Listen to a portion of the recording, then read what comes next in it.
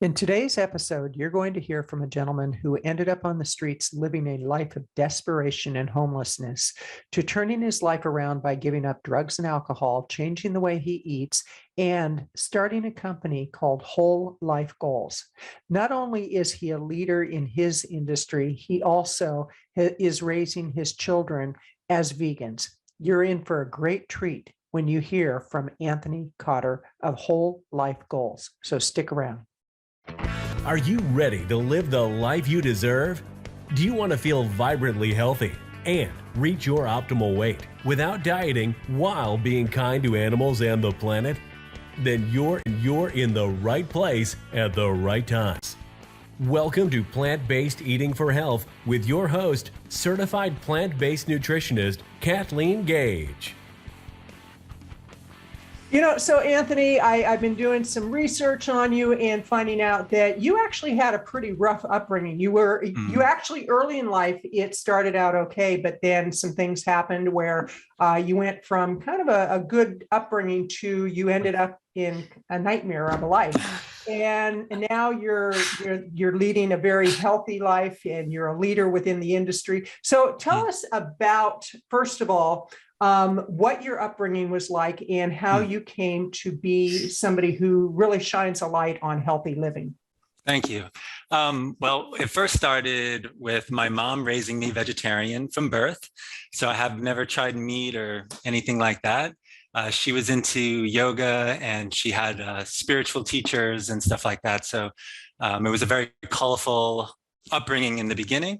And then my mom and father divorced, and from there, my mom passed away on Christmas Eve in 1984. And so I moved in with my dad, who's a Vietnam vet. And, he's been self-medicating for a long time. And so it was just me and my brother. And so I realized that being at home wasn't really that great. And so being on the streets was a better choice.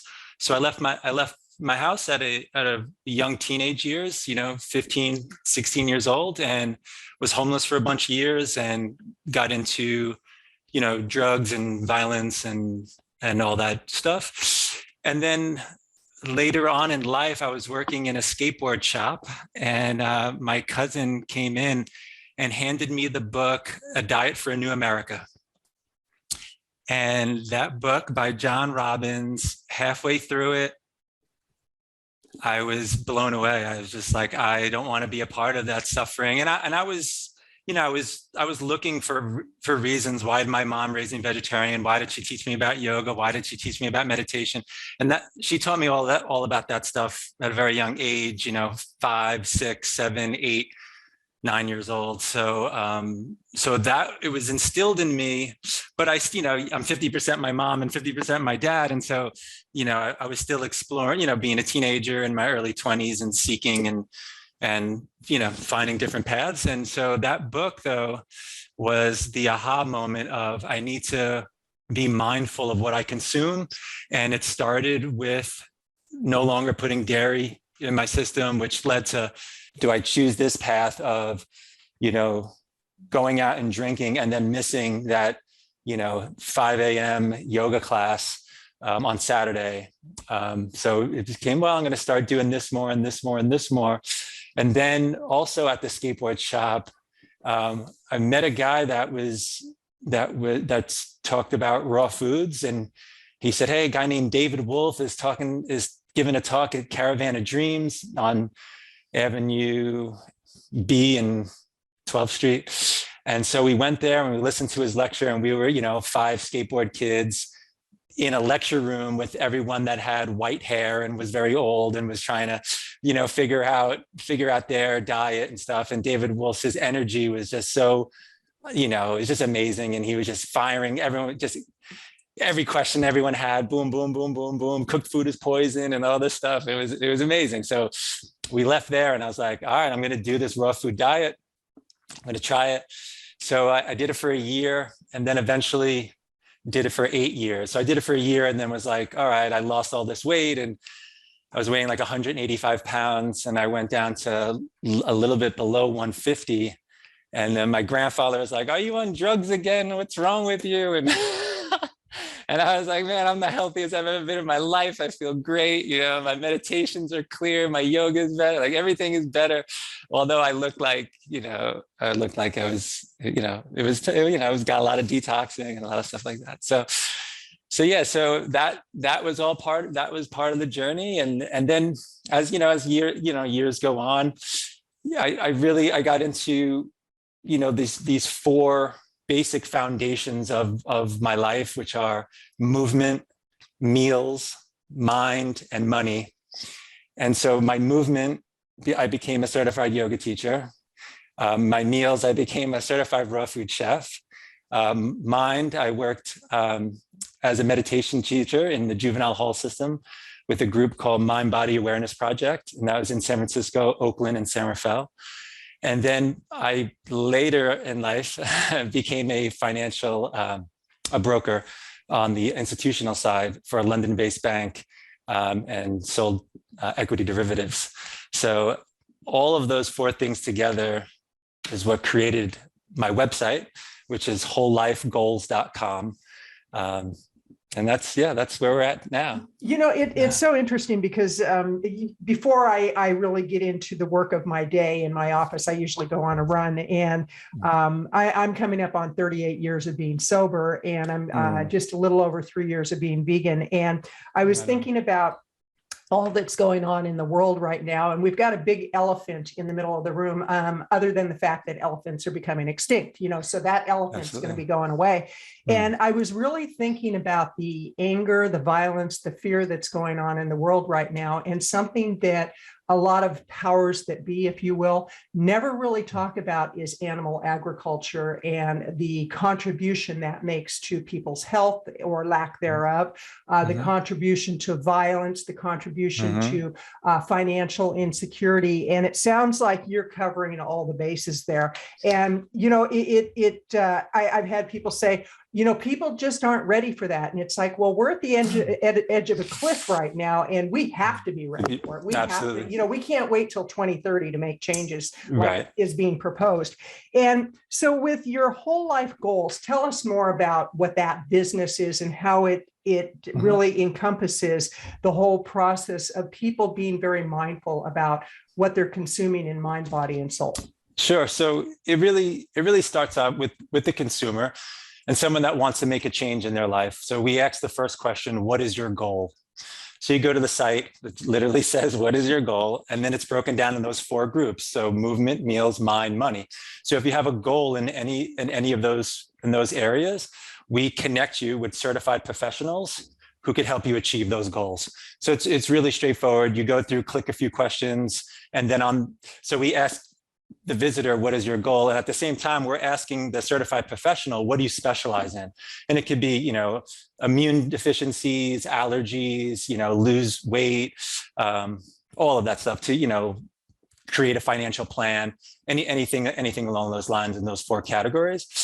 But we also connect people through traumatic experiences. So someone like myself, bankruptcy, homelessness, divorce, all, I could keep going, but all addiction and poverty and all of the fun ones. I would click through, yes. And then on the other side, if there's a specialist, a certified professional that focuses on those things, or also had the experience of going through those things. Hey, I went through a divorce and I gained 50 pounds and, I'm on the couch and I don't know where to start. So you would go there, click through some questions. And if I was a practitioner who also went through a divorce, who also gained 50, 60, 100 pounds, and this is my process of how I got over those hurdles, I want to match you two together because, it's kind of like AA, you surround yourself with the people that know how to go from point A to point B. So it's a life hack in a way. And that I through my life, that's what I've been known for, is connecting people, really connecting great people together. So this platform that I built is really that. It's connecting people that have the know-how, have the knowledge, have the tools and to connect them with someone that's, that are looking to make that change. Well, let me ask you a question on that. For the people who might be interested in being listed on your website as a provider, what's the criteria? Do they have to be vegan? Do they have to live a certain lifestyle? What is the criteria? The criteria, since there's four areas. So they need to be a certified professional or a licensed professional. So if they're doctors, nutritionists, dietitians, chefs, anywhere, and that would be in the meals column. If they're a certified 500-hour yoga teacher, 200-hour yoga teacher, personal trainers, Pilates. There's so many on the movement side. And then again, on the financial side, they need to be certified or have a license, in their thing. And then the mind side as well, there's therapists and meditation teachers and all different types of healing modalities that really get you past trauma, rapid eye movements, right, and, tapping. And there's a ton of other certifications in that area as well. So yeah, you need to be certified in what you do. As far as the vegan aspect of it, it would be great if everyone was vegan. We save the environment, people literally are putting in spiritual sludge in their system when they eat junk food and animal. Absolutely. There's a great book by Dr. Gabriel Cousins. He's written so many, but conscious eating is one that's fantastic. The rainbow diet, spiritual nutrition is fantastic. It's probably his number one favorite one from him. And I'm glad you mentioned that, because actually on my morning run this morning, I've been doing a lot of processing about what's going on in the world right now, and how much in denial people are, and that you can turn on television and the first thing you're going to see is an ad for a prescription drug saying this will fix it, and it's like, no, that masks it. It doesn't fix totally. it. It's kind of like somebody who says, well, I'm going to stop drinking for a day and that'll fix my life, and it's like, no. If you're an alcoholic, you better stop completely. And so, I'm really giving a lot of thought to this whole spiritual thing of how there are so many spiritual people, and they truly are spiritual, and they haven't connected the dots on what they're consuming is actually minimizing their ability or preventing their ability from really going full board ahead with their practices. And one of the books that we had in common, the first conversation we had before we had this one, we were talking about Diet for a New America. And there's another book that I highly recommend people read, which is The World Peace Diet by Dr. Will Tuttle. And it really shows the connection between all the stuff that goes on in animal agriculture and why there is so much upheaval in the world today. So we'll put a list of books for people, but if somebody really is wanting to enhance their spiritual well-being, because people are in a lot of pain right now, and not just physical pain, but, I think of your father who was a Vietnam vet. And I think during that era, I grew up in that era. And I think that so many people were so, they were so abused, if you will, going to Vietnam, coming back, and they couldn't win if they went, they couldn't win if they didn't go. I mean, it was like they really had an uphill battle. And so I think a lot of problems started back then. But what do you think people could do to enhance their spiritual well-being besides going to your website, which is wholelifegoals.com? That's wholelifegoals.com. And before you answer that question, can providers find information on the site of how to get registered as a provider there? Yeah, absolutely. There's two sides. It's join as a member. That's someone seeking a health and wellness goal. And the other one is join as a professional, someone that provides the services and the, products and all that stuff. The site is constantly adding features. So we just added the ability for the professional to add all their social media accounts. Wonderful. And also they could connect their website. So let's say your website has a blog. So you could connect your blog. So when someone is in your profile, you literally click the word blog and it will take them to your website. So you could add your blog, your podcasts, PDFs, books, if you're selling supplements, all that stuff. And I don't take a percentage of any of that stuff. It's there to connect people. If you have a product that's on Amazon, we have our favorite Amazon page. And the reason why we have that, because there's millions of products. So we just condensed, hey, try these, sprouted seeds, try this, try that. And it's, I don't own the companies. We're just saying, hey, this is what we like. And easy for someone to go check out some stuff on Amazon. Wonderful. Yeah. Well, I have a few people I'm definitely going to recommend over to your site on both sides of the fence on that. But let's talk about spiritual well-being. How can people enhance and begin the journey of more conscious eating? Absolutely. So it first starts with what you consume through your senses. That's it. That's the basis of it all. So it's what we see, but you said turn on the media, right? So if you're gonna ingest that through your eyes, through the senses, then that's what's going to be in your mind. Oh, the doom and gloom, the fear. And then when we go to the refrigerator, we're going to eat to kind of comfort that fear. And so we eat stuff that suppresses those emotions that are coming up. I'm this way, I'm that way, I'm going to get a coffee, I'm going to do this, and it just perpetuates this motion. So consuming through your senses is the most important thing. So go outside in nature, get away from the TV, go outside, and listen to the sound of the river, listen to this, listen to that, and consume through your ears. So the first thing I always tell everyone is meditation is the key. And it doesn't mean to, sit in a certain posture and just sit there, but it's while you're doing the dishes, while you're walking from their bedroom to the bathroom, it's being mindful in your steps and in your breath, and just being aware. Because then when you do get to a place where you are hungry, instead of just kind of not being mindful, you start to say, oh, well, when I eat this heavy stuff, it makes me feel a certain way 20 minutes later. I remember in high school, before I dropped out, I would eat, a sandwich or something. And that next class, I'd be literally out drooling, sugar coma, all that stuff. Because the worst food, when I was homeless, I just remember, man, I have 25 cents. I could eat puffy cheese doodles or the crunchy cheese doodles. I know the crunchy ones have more substance into it because it'll fill me up. So then I would, but it's all poverty thinking, Right. Instead of, going to buy an apple or something else, it's, so you just have to make these little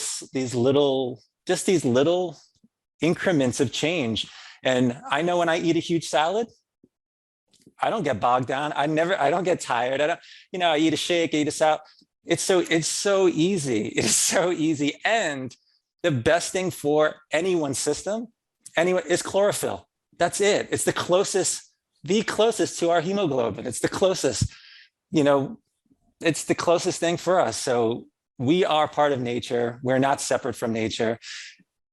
And eat. The closer you are to nature, the further away from you are from disease. Right. Which it's so amazing that more people don't get that. And yet you look at where the money is coming from for the advertising and who, who has their finger on the pulse of who gets what information and what's left out. And, I think it's interesting because I was homeless at one point in my life too, directly result of drugs and alcohol. And I was thinking about that. I had a lot of thoughts going through my head this morning. I was thinking about when I had my last drink, it was actually on the West Bank of Israel in a bomb shelter. Of all places. I was on a moshav, and they used to have parties in the bomb shelter. And when I got there, I hadn't drank for quite a while. I started, I think, in Greece. I basically got rid of everything I owned, which was practically nothing. Got a backpack, and I hitchhiked from Berkeley up through Canada, went to Toronto, down to New York, took a real cheap flight over to London, and then backpacked all through Europe. And I was on the road for nearly a year, and I ended up in